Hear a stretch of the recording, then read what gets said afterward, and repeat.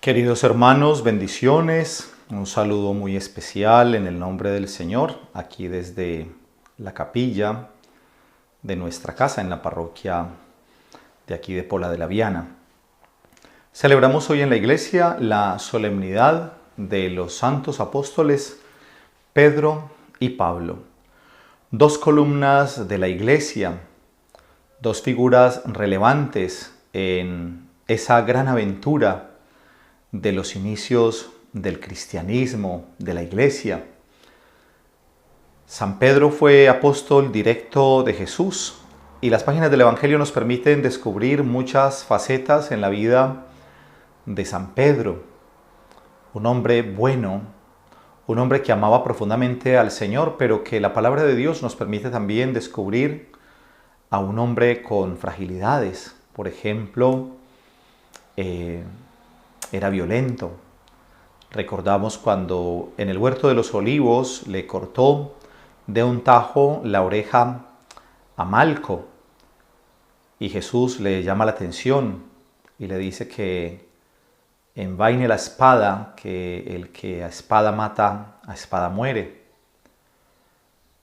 Vemos a Pedro que negó a Jesús en un momento también de fragilidad, un momento también en una dimensión humana, porque no es fácil hacer un juicio sobre ese momento en la vida de Pedro. Yo creo que es muy bello precisamente descubrir que los evangelios no nos pretenden presentar a nosotros personas perfectas, acabadas, personas sin ningún límite, porque si los discípulos de Jesús hubieran sido todos santos desde el comienzo, pues estaríamos muy desanimados todos, porque diríamos, bueno, al mirarnos cada uno de nosotros y descubrir tantas incoherencias, tantos límites, tantos pecados, pues la verdad es que veríamos prácticamente imposible el camino de la santidad.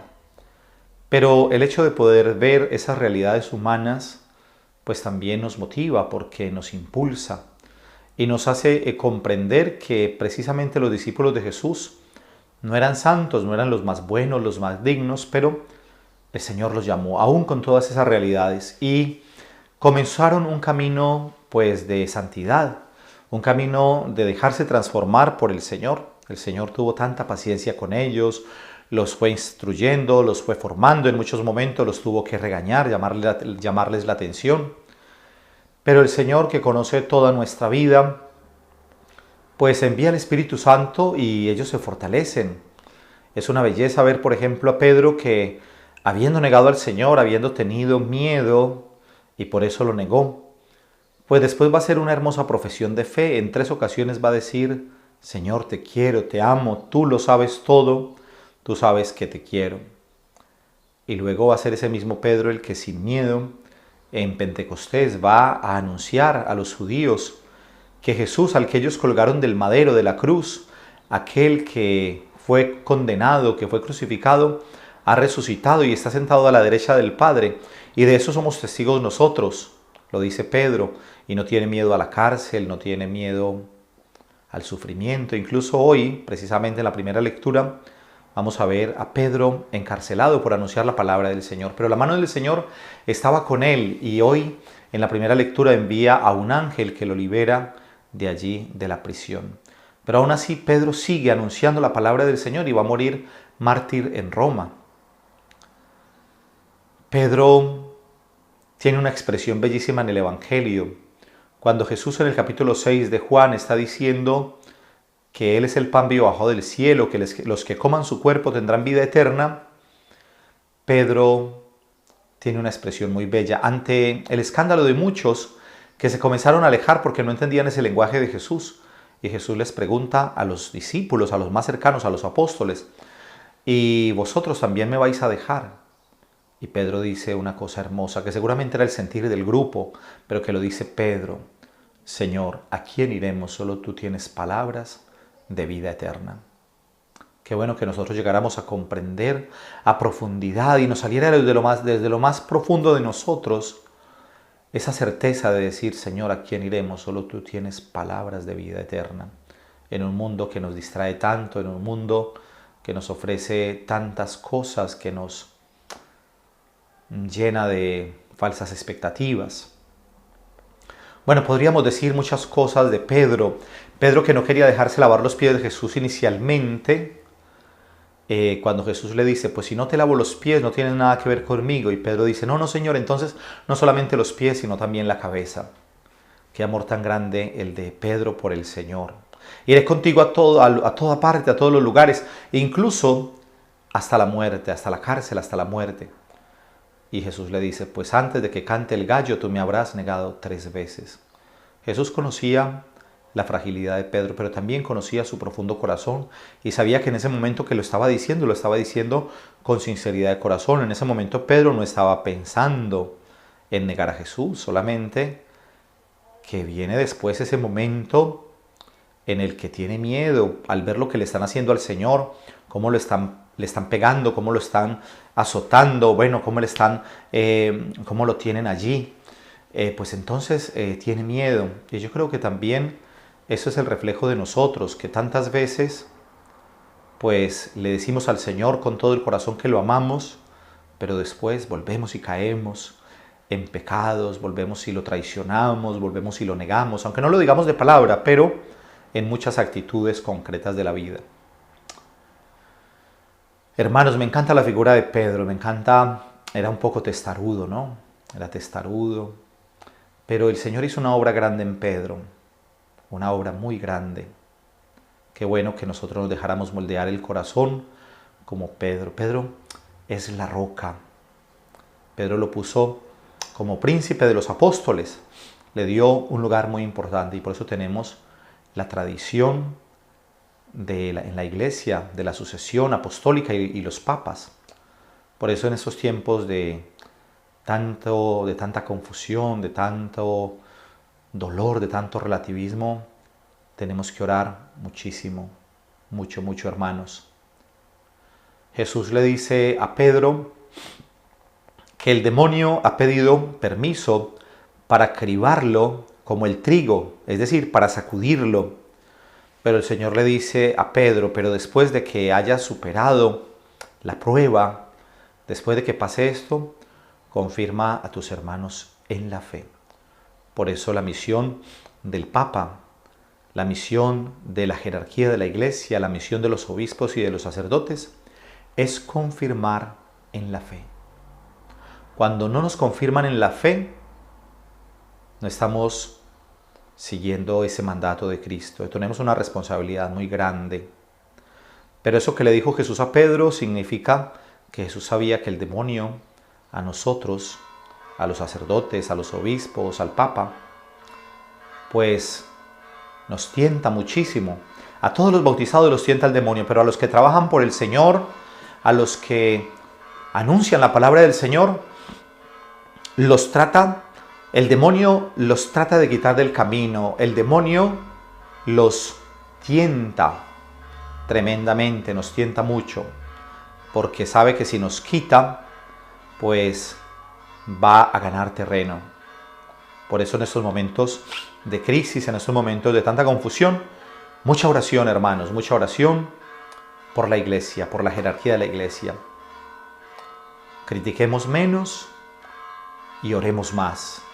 Critiquemos menos a los sacerdotes, a los pastores y oremos más. Claro que también como fieles bautizados estamos llamados a la corrección fraterna y estamos llamados también a cuando un pastor de la Iglesia, sea quien sea, comenzando por los sacerdotes, por los obispos, por los cardenales, incluso el Papa, cuando los pastores nos estén llevando por un camino doctrinal diferente, no tengamos miedo también de pedir claridad, no tengamos miedo tampoco de advertir, porque ahí tenemos una responsabilidad muy grande.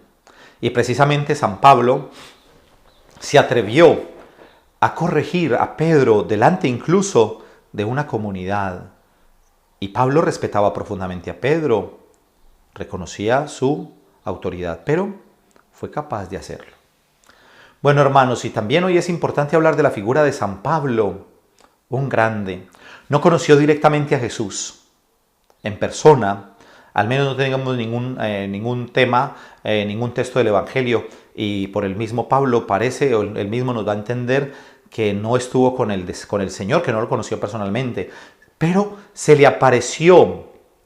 Cuando digo que no lo conoció personalmente, me refiero mientras Jesús estaba en el ministerio. Porque luego Jesús sí se le aparece en el camino de Damasco. Y hay una cosa muy significativa, hermanos, y es que el Señor le reclama y le dice: Saulo, Saulo, ¿por qué me persigues? Miren esto. Pablo no estaba persiguiendo, si lo vamos a interpretar literalmente, no estaba persiguiendo a Cristo, porque Cristo ya estaba a la derecha del Padre, resucitado. O sea que Pablo no le podía hacer nada a él, en su persona, en su humanidad, digámoslo así. Pero el hecho de que Jesús le diga: Pablo, Pablo, Saulo, Saulo le dice: Saulo, Saulo, ¿por qué me persigues? ¿Y a quién perseguía Pablo? A la iglesia, a los discípulos. Por eso el que Jesús diga: ¿por qué me persigues?, está dándonos a entender que quien persigue a los discípulos de Cristo persigue a Cristo mismo. Porque los discípulos y todos nosotros, los bautizados, somos el cuerpo místico de Cristo. Por eso Cristo es la cabeza y nosotros somos el cuerpo.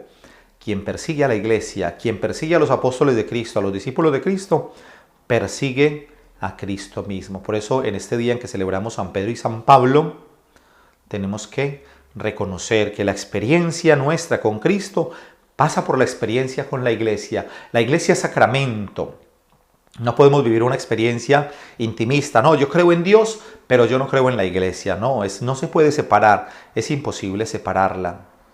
Por eso, cuando se dice que solamente a través de la iglesia hay salvación, no hay una contradicción. Porque yo no puedo decir: sí, a mí me salva Cristo, pero la iglesia no me interesa. Es que tú no puedes separar a Cristo de la iglesia. Desde que Cristo resucitó, Cristo fundó la iglesia y de Cristo subió al cielo glorificado, la iglesia, su esposa, la iglesia, es cuerpo místico de Cristo.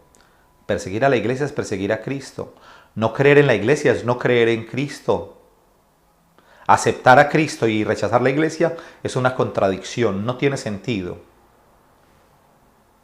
Y Pablo, un grande, un Pablo que es perseguidor de la iglesia y luego es perseguido, porque después se convierte y entonces va a anunciar el evangelio a los gentiles. ¡Qué grande Pablo!